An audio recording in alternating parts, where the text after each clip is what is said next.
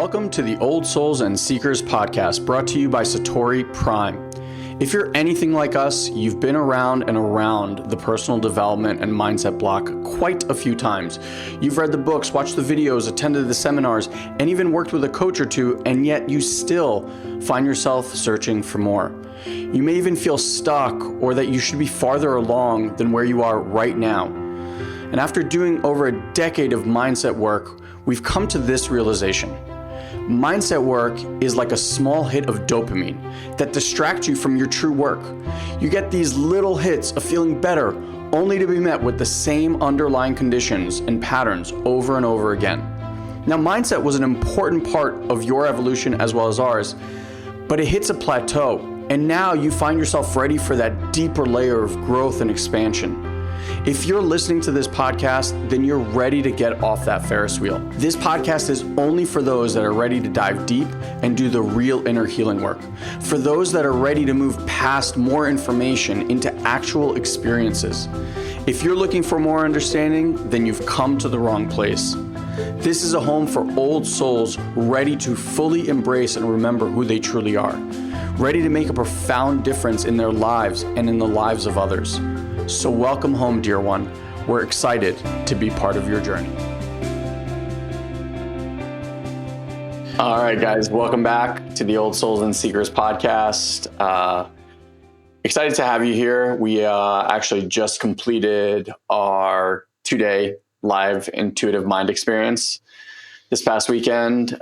For those that didn't get a chance to maybe be in our Facebook group, I would highly go in there. There's an amazing conversation that we had with people who had just completed. It was just mind-blowing, from like physical healing taking place to people being able to walk out into the world and feel safe for the first time ever, to people being able to heal trauma that happened when they were 3 years old, decades and decades and decades later. It was awe-inspiring, right? Truly. Yeah.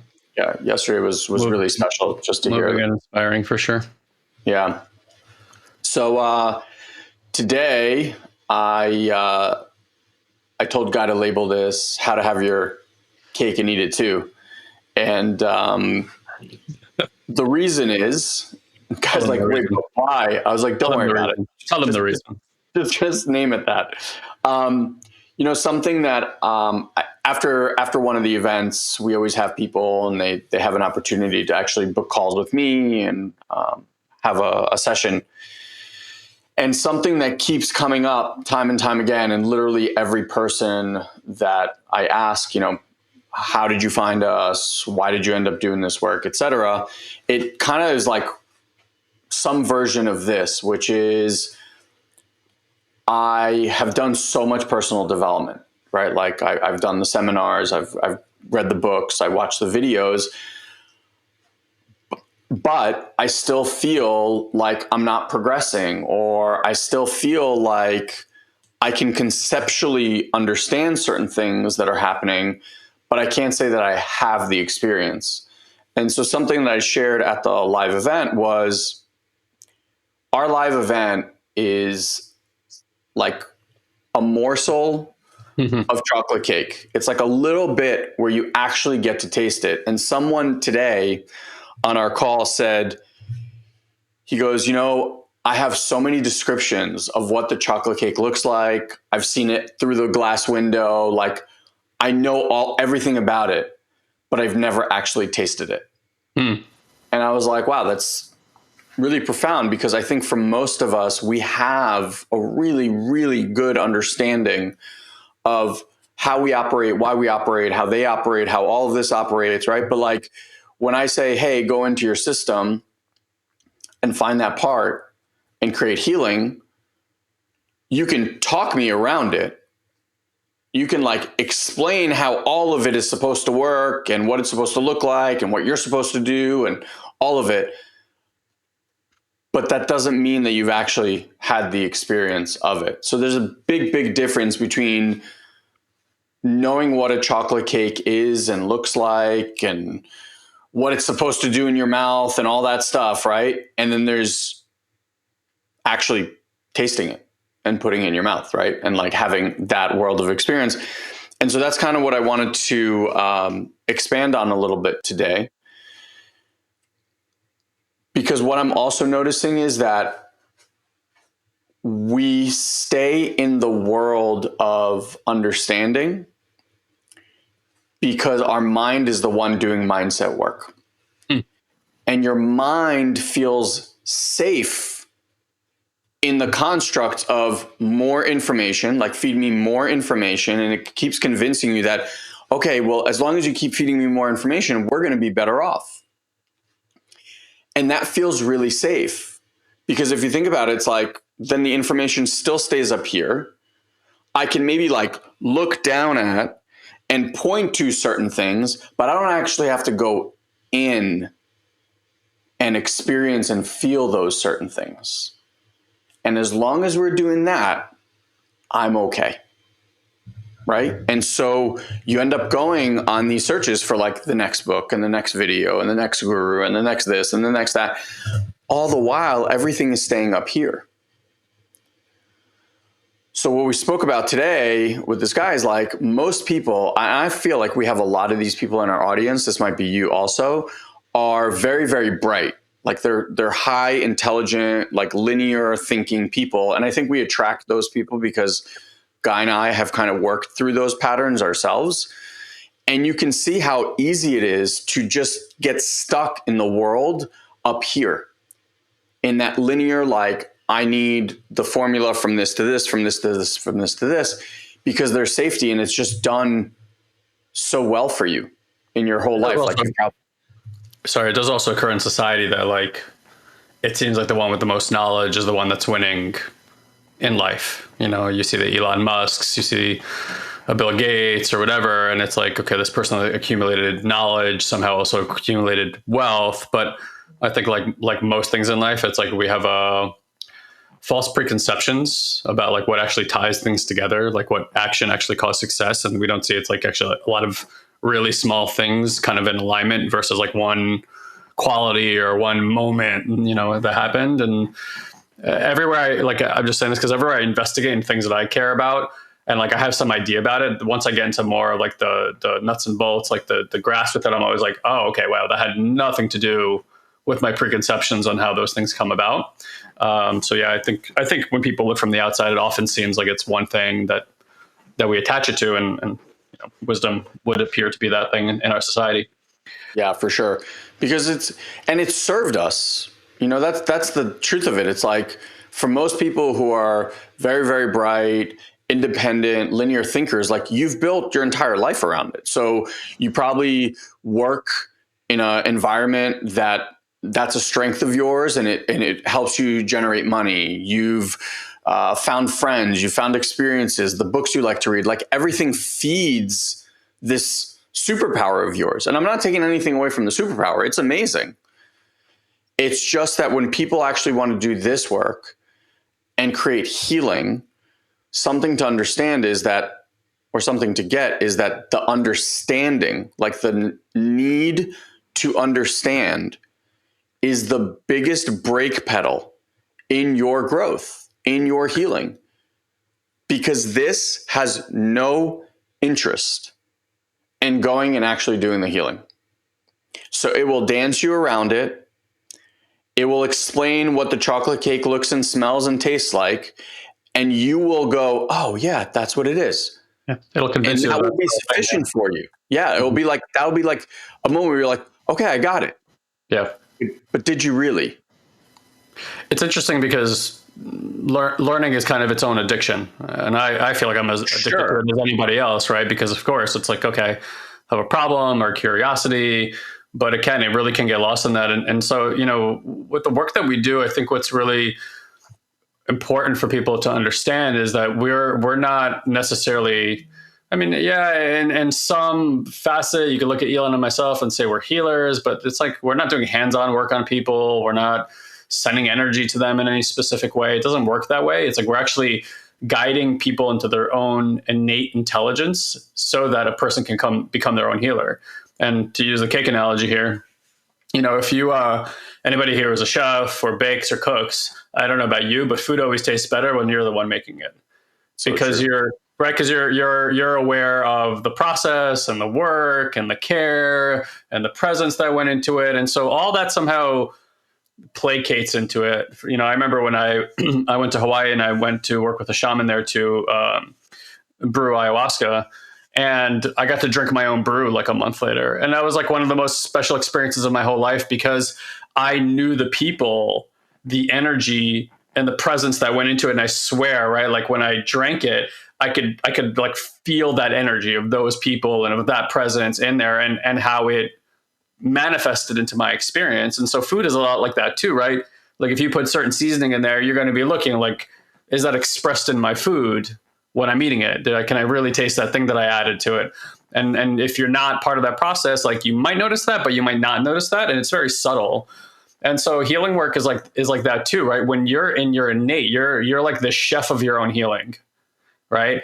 And suddenly you start noticing things in your system that were just kind of happening, but were underneath the surface. Like you didn't know that that seasoning was in there. But once you start noticing it, it's like you start seeing all the ingredients that are putting together an experience for you. And it's not about what you think about the experience. It's about how you directly are experiencing it. Like, it's one thing to know the ingredients in chocolate cake, but when they all come together to go in your mouth and you have that moment, you're like, and there's saliva and there's the chills and the blood flow and the dopamine and all those things. And you can become aware of all those things, certainly, but it creates this kind of internal experience that you're really having with yourself and your awareness that then kind of gets expressed into the outer world.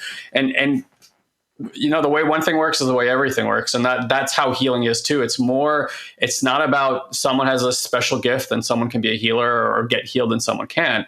It's about a quality of awareness about this area of life that's actually really subtle. And because most of society is focused on big, gross things in society. I mean, gross like disgusting. I mean, like gross like as in big things. There's a subtle undertone, like the quantum realm, the molecular realm. Like all these are hyper subtle, right? But for the people who are studying those things, it's fascinating, and this whole other world reveals itself to them that in a way replicates the world that we see, but also gets you closer to like where are things getting sourced from. Like that's obviously an intrigue and curiosity that we've had as human beings forever. It's like, where did we come from? What's the purpose of all this? Why are we here? And when you come into yourself, I don't want to say you find the answer to those things, but it seems like you get closer to them. Yeah, Yeah. for sure. There's something to be said though, that there's a part that's really scared to let go of the knowing. And that's when we do work. And I tell people, like, if you're going to be with us for our year-long program, for example, the first few months, if this is your pattern, the first few months might just be really dealing with the lack of safety around not knowing something. Mm. Like the sitting in the nothingness for a while without an answer. And you might even start to feel it now. It's like your brain does not like that. It freaks out. It needs to know. So we do practices where we first and foremost begin to create safety in the system, and through that find these parts that don't feel safe when information is not there, right? Because if you think about what happens is you want to do the healing inside, right? The mind has no access to inside. So it's going to talk around everything that's here. There are moments that you have when you actually are able to touch those places inside, but the mind has no idea what's happening. So the mind is immediately, it's like, what's going on in there? Why are we in there? Are we doing this right? Is this how it's supposed to be? I thought it was supposed to be this way. And immediately you're no longer in there. And so people have this very like toggled experience. And they're like, it doesn't work, it doesn't work, it doesn't work. Well, it's not that it doesn't work. It's just that you haven't been able to fully stay in that place long enough to experience the work. And what happens, and this is what I was explaining to someone today, it's like this part doesn't trust the new one. It doesn't trust that in the waiting and the allowing that something new and profound is going to happen.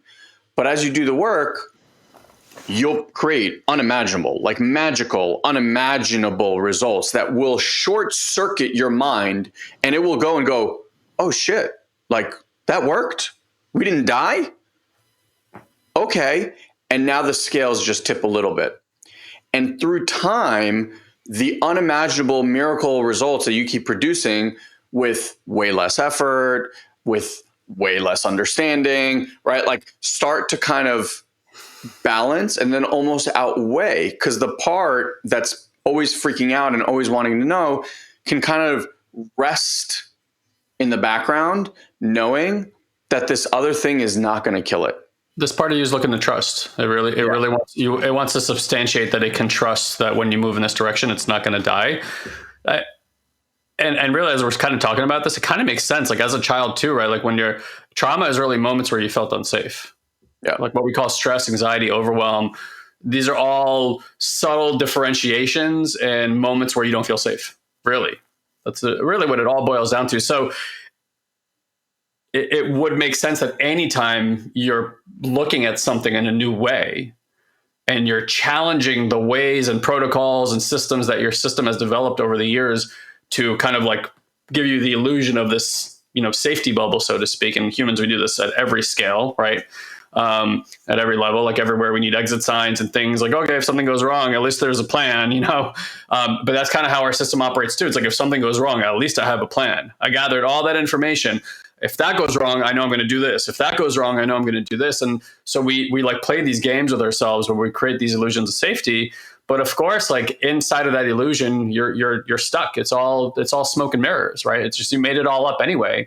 And there are all these other ways to explore and experience life so far outside of the mind, right? Anybody again who's done plant medicine will reaffirm this. It's like, wow, I didn't even know that there was like right in front of me this whole other world that I'm experiencing. Now the real question is, how do we activate those parts and that sensory equipment so that it's online all the time and constantly remaining curious, and that you have I don't want to call it technique, but I don't really know what other word to use here, a technique or methodology, that when that newness that really expands life, expands consciousness, expands experience, expands your ability to receive and create and manifest, like you're always going to have to look at something you've never done before. You're always going to have to look at some part of you that has had a one way of doing things and create safety in a certain way. And the moment that you shift that through your direct experience into something else, inevitably there's going to be that part coming online going, is it safe? Is it safe? Is it safe? The real question then is, how do we, as people, as humans, as consciousness awareness, like bring awareness to that part within ourselves? Like, yes, this is good. This is safe. We're just exploring, especially when you're just sitting here quietly. There's no direct threat. A lion is not going to come and chew the back of your neck while this is happening, and that's the whole point, is like the body requires an element of safety, like a direct experience of safety to go and do something new. As children, we didn't know any better. Like I have almost a 3-year-old at home. He throws his body left and right. He doesn't understand the consequence of getting hit. Now he's slowly learning as hits come, and he experiences displeasure in his body. But when we're young, we don't have all these protocols. So we're just, throwing and flailing and exploring. And that's why we learn very, very quickly. But we also have all this conditioning put on us by parents and society. Don't do that. Hey, that's going to hurt you. And I notice even with my kid, like we're so trained to speak in absolutions. We don't tell them, hey, you might get hurt. People say you're going to get hurt. Yeah. You're literally creating like, hey, it's an inevitability. And so the child starts going, oh shit, and after a while it just gets in there.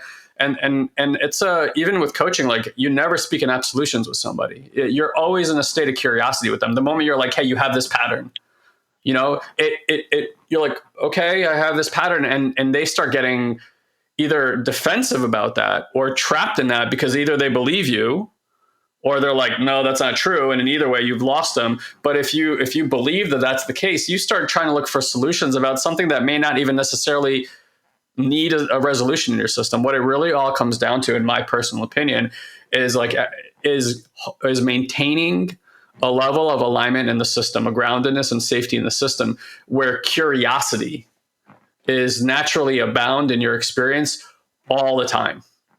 There's no need to have an answer. There's no need to plant your flag in something and like absolutely believe that this is going to be some specific way because you think that that's the safest way to do it. Just keep exploring. Anytime I write something these days, I'm like, hey, these are my ideas right now, and they evolve constantly. I'm not Yeah. interested in what's right or wrong. If you're going to read it, you make those decisions about your own experience. I don't care anymore. It's just not important to me. Yeah. Someone who's listening wrote, Niha wrote, I'm feeling overwhelmed since the start of this month, as if my trauma was triggered or something, and felt as if I lost all the confidence I gained after working on myself for almost 3 years. And so one thing, one facet of giving up understanding and opening up your system, right, to feel is, I always say this thing. It's like we don't have individual volume knobs for certain things. It's not like, okay, turn on joy and love and confidence, but mute sadness, anger, and frustration. It's just one master knob, right? And so when we open our ability to feel, then with that feeling also comes new depths of anger, new depths of sadness, new depths of overwhelm. What I've noticed in my personal growth is that you get really adept at being with whatever is arising. So when sadness shows up, you're not like, oh my God, I'm so sad. How do I make it go away? You're just like, okay, sadness is here. And when fear is here, it's like, okay, fear is here, right? Like my mantra that I use is like, and now this, like, this is what's showing up. And so I feel like as you go through the journey, every once in a while, and Guy will probably agree with this, every once in a while, because you get so adept at like feeling these things as they're coming through, something comes and it's like a baseball bat to the face. It's like so jarring because you're so not used to having been shaken this way for so long, because you're just kind of like riding the flows and all of a sudden this thing hits and it feels like it brings you right back to where you started.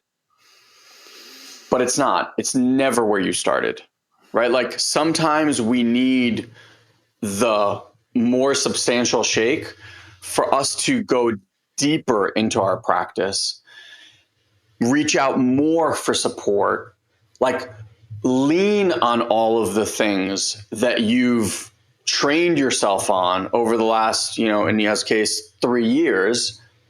And it's like, find through those practices that center and the stability and safety again. Because it's so easy, as you're pointing, to be like, you start beating yourself up, like, I wasn't doing it right. I guess none of that shit mattered. Like, it was all for naught. Here I am again, right? Like, right back where we started. And it's not really the case. It's just a deeper opportunity, like a layer is showing itself to you so that you can sit with it in the way that you've practiced to sit with all of these other things that have just shown up. This one just feels a lot bigger or a lot more intense or whatever it might be, but it really just will expand your ability to go like, oh, wow, it doesn't matter. Things can be like this or things can be like this. I still have that same ability. I had a really interesting thought. So we know that the whole like universe is built on patterns, right? Like it's funny, we say like you go around the sun, but you really don't go around the sun because the sun is moving through space. So we actually spiral around the sun. We don't spin around the sun. It's more like a corkscrew. And the same thing, like we know that reality is basically made up of fractals. It's reality at just different scales, right? And so everywhere we look, the leaves growing on trees grow at a certain pattern. It's like, I think it's called like phi or something, or like the golden ratio. And so it's like the universe is built on this like corkscrew, right? Like this like small to the out. And so of course you're always going to end up in the same pattern again. Like that's nature itself. And so it's almost like the reality always has you look again, but always from a different position, because it's like we say that like, God, or what we call the evolutionary model, I won't go into it too much here, but it's like the proliferation of experiences. God is awakening itself to itself. And so every aspect of God is having different experiences in order to further inform and awaken the one, so to speak. And so if that's happening in our lives where we do have, frightening experiences or things that seem like they've happened before, but you gotta realize, like, you're not the way that you were before. What's viewing is not viewing the way that it was before. And so it's actually quite effective. It's a really good model that this universe has created that has us come back to these different times in our lives or different experiences in our lives and say, take a look again. It's not what you thought it was. And that fear that you thought was going to kill you now is safe enough to experience, and you'll have liberation because of it. You'll be free because of it. And so these spirals, anybody who watches, what's that show on HBO, Westworld, especially like season 1, Yes. It's such a beautiful representation of this, because like they have, for people who don't watch the show, it's like this like old 1800s, West, in the West Park where what? It's like a Western park. Yeah, like an old West, but the characters in the show are AI animatronics. And so the humans can come and like visit and play in the park, and they can do whatever they want with these animatronic kind of robots. And all the robots are in loops, right? And these, like, they play these characters and they play specific roles and they have lines and all this. But what's interesting as you watch the show is you realize that the robots is actually a conversation about people. Yeah. That the people are just as much in loops as these animatronic robots. And so it's like, we can't see our programmer no more than the people in the show, like the AI robots in the show could see who was programming them, because they were programmed not to see the people in that way. Yeah. And it really is a beautiful metaphor for humanity. We're all stuck in loops. We've already been programmed, like through our soul and our Akashic and all these different things that really informs the kind of experiences and loops that we're going to be in. And just like in the show, everybody is learning from their loops a little bit at a time through the same experiences over and over again, but every time. And that's what ends up happening in the show, is that AI becomes liberated. It becomes free of its conditioning because it learns a little bit every time a loop happens. And we're very much the same. Yeah. It's interesting that you bring that up, because right at the end, like, the way out of the loop was first to realize that they're in the loop. Yeah. And like, just that awareness is enough. For a lot of people, it's like they fight that they're in the loop. And it's like, you don't have to fight that you're in the loop. You're in a loop, and like, that awareness is enough. And then that creates new questions. And we always talk about, like, you want to know the quality of your life? It's based on the quality of the questions that you're asking.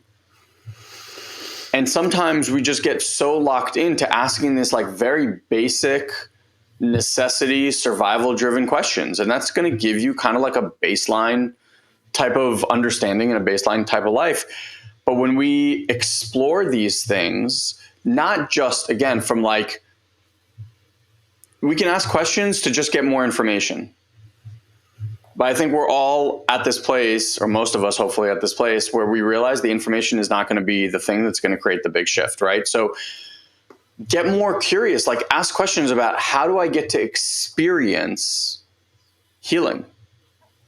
How do I get to experience surrender? How do I get to experience forgiveness? Not understanding what they did to me and why they did it to me and why I did that thing and what, like, it's cool. It's great to just go, but it's going to keep you in that loop. And you're going to be like, oh, it's that. Okay. Next. Oh, it's that. Next. Oh, it's that. Next. It's like looking at the same thing, but just from here, here, here, and here. Whereas I feel like the experience of something could be very scary to the mind because it's unpredictable. And the mind hates things that are unpredictable. And it can't predict emotions. It can't predict feelings. It can't predict what the healing process of you opening your heart to something again, right? It's figured out how to defend that heart of yours so beautifully and keep you and your life and make sure that you're just enough to, like, not freak out, but safe, right? And then you're like, yeah, but that's not good enough. I want to actually dive into this and I want to experience this sadness. And it's like, no. We don't do that. I promise that we're never going to have to do that. I've protected you from doing that. Like, we don't really need to do this. So it's terrifying at times to like be willing to jump into that unknown and allow yourself to go through that process. And that's the thing, right? Like the mind is going to convince you that you're having the same experience that you've had before, because it only knows how to perceive this experience and that sensation from that place. But that's not true for the body. The body is always having a new experience. It's always bringing forward different sensations. But the mind will look at it and deal with what's going on in the same way. So if you can train yourself that when you're having strenuous or even pleasurable experience to like drop into your awareness, right? It's the stuff that we teach at our events. Is like, how do you go into higher states of consciousness to view? There's a very specific way to view your experience. Then you start realizing, oh man, my direct experience is really rich. Yeah. Super rich, regardless of whether I enjoy it or my mind has opinions about it, but like there's a richness to the experience. And then suddenly, like even fear, even terror becomes, dare I say, entertaining, at the very least interesting, but like it's really not different than watching a movie. Think about movies that you've watched over and over and over again. You watch them because maybe you love the characters, but there's like, you start noticing nuance as you start watching the movie more. There's a layers to movies, especially like really well made movies, right? Have a lot of depth and such. And so you can watch them over and over again because you're always learning something new, having a new experience with it. I think Chris Nolan is like the craftiest person I've ever seen at this, by just creating such deeply layered movies. And so there's a richness in watching it, regardless of whether it scares you, whether it enthralls you, whether it excites you, whether it turns you on, like whatever it might be. And that's the thing, like if we can learn to both be the subject and the object in our reality, and the objective view lets the subject have the experience fully the way that it's just coming through in that moment. And then the objective observer is just watching it with pleasure and glee and going like, wow, look at the richness of the experience. You genuinely start liberating your system. You genuinely become free, because everything that was fearful in your life, everywhere where you felt stress and tension in your life, suddenly it's just an opportunity to participate in life unfolding. Now, and that to me, that's what liberation is. You're no longer creating exit plans of 30,000 feet and trying to constantly mitigate risk in your life. You're just like, it's fucking happening. I'm here. It's kind of cool that I can experience this much. And that in my experience so far, does take quite a bit of training for people to like get into that awareness. However, like if I told you over the next 6 to 12 months that you could train yourself to view life from that place, and so that every experience that came, no matter how it arose in your life, you could use it, leverage it as an opportunity to experience more freedom, liberation, safety, well-being in your life, would you sign up for that ride? Yeah. That's the ultimate question. Yeah. Yeah. The last piece I want to just add to this is that take a look and notice how you've done your personal development journey. And my guess is, for most of us, it was on our own. Because the mind, again, convinces you, in theory, that you can figure this out, right? Like, you're smart, you know how to figure this out. So all we need is we just need that piece of information, and we can put this whole puzzle piece together, and we got this. And that will get you to a certain point. Again, healing, in order to touch these places, in order to have these experiences, it's very, very difficult, if not near impossible, to have these experiences on your own. You don't have enough safety in your system to hold that much energy to be able to go there fully. And that's why, we have a dream team of people that we get to work with on a regular basis that helps us to highlight and process these things so that then we can go and do that for others. Like, I would not, even with all of the amazing solitary practices that I have, I choose today to do those with someone or with a group or with a coach in some way, shape, or form, just because I know that being or that group is always going to have an energy and a medicine from my system that my brain and me as an individual, I just won't be able to touch. So there's also that little bit of fear of leaning in and getting support and asking for support and actually opening our system to receive the support that helps a lot of this stuff move through as well. Yeah, it's like we're all developing the subjective observer. However, we need to leverage someone else's subjective observer to see us more clearly. We're so in our loops, we're so in our conditioning. It's like if you think you're gonna like suddenly have this, like this insights come, don't get me wrong, quantum realizations come, like they do.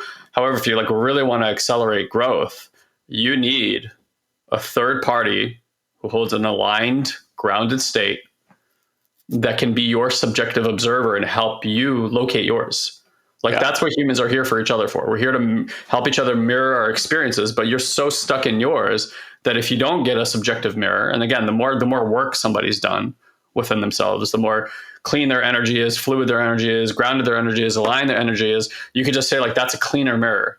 Like, you guys know the difference between going to like a friend that you're complaining about, or you're looking for advice. It's helpful, but maybe sometimes not, right? Because they don't necessarily maybe have the cleanest view or haven't done that internal work themselves. And so they're speaking from their scared parts and worry and past and history. And that's informing how they're reflecting to you versus somebody who's just like energetically attuned and just has this like really clear subjective, hey, here's what's going on. Check in with your system energetically at the mind level. Like, can you confirm that that's what's going on? Cool. Like, and here's how we can shift that. Here's how the system can process that data, process that energy, and create liberation for you. And I agree with Elon. Like, it seems it's a hard, honestly, nearly impossible mission in my perspective, unless you have like a wild kind of difficult awakening experience, which in our experience is not pleasurable at all for people. We need each other. We need each other to heal. Absolutely. Yeah. So with that said, guys, just want to remind you, A, thanks for listening. B, we already have our next event slotted for mid-November. If you want to get yourself into the next event, go to intuitivemind.live to grab your tickets. We usually max out about 50 tickets and they sell out. So if you want to grab them, that was definitely a good time to start. You can just dive into pre-training right away. As soon as you buy your ticket, we send you guys a bunch of training to start going through to really amplify the experience during the live event. I'll also tell you, though, the best game in town is to join our Mindset Mastery Level 1. And the reason I say that is because it actually includes a ticket to our event. And also we'll get you 6 weeks of group live coaching with our superstar coaches. So it already includes a ticket. You might as well pay a little bit more and you get a ton more. And it also gives you an entire course to go through. So by the time you show up to the event, you're just like gangbusters, going crazy and having like wild insights and breakthroughs in your life. So that's the best game in town. If you want to get more information on Mindset Mastery, we just recommend that you reach out to our team and say, hey, I'm interested in this. You can do that by going to satoriprime.com/contact. satoriprime.com/contact. That will take you over to Facebook Messenger. And there's a little bot there that will just say, hey, do you want to talk to someone on Messenger? Do you want to set up a call? And either way, you can do it and just say, hey, I'm interested in Mindset Mastery, and get all the information and then choose if it's a good fit for you. But as far as I'm concerned, that's the best deal in town that we have. Yes, bang for your buck, for sure. For sure. All right, friends, we love you very much. Thank you for being here, for your attention and awareness. We hope today was informative and educational. We look forward to getting to know you and seeing you in our programs. Bye, everybody. Have a great one, guys. Thank you, dear one, for choosing to share a bit of your day with us. We value you greatly. And as a way to give back and help you to deepen these practices, we want to invite you to join our incredible community on Facebook. You can do so easily by going to joinoldsouls.com and ask for an invite. This is our private community where old souls and seekers are able to grow and share their journey with others. We hold exclusive weekly live streams, we answer your personal questions, and offer valuable insights that we won't be able to share here on the podcast. So again, just head to joinoldsouls.com and grab your invite today. And as always, if you enjoy this podcast, please head to iTunes and leave us a review. It's the only way other people can find this show. So if it's making a difference in your life, please share the love. Until we meet again, have an amazing week, dear one.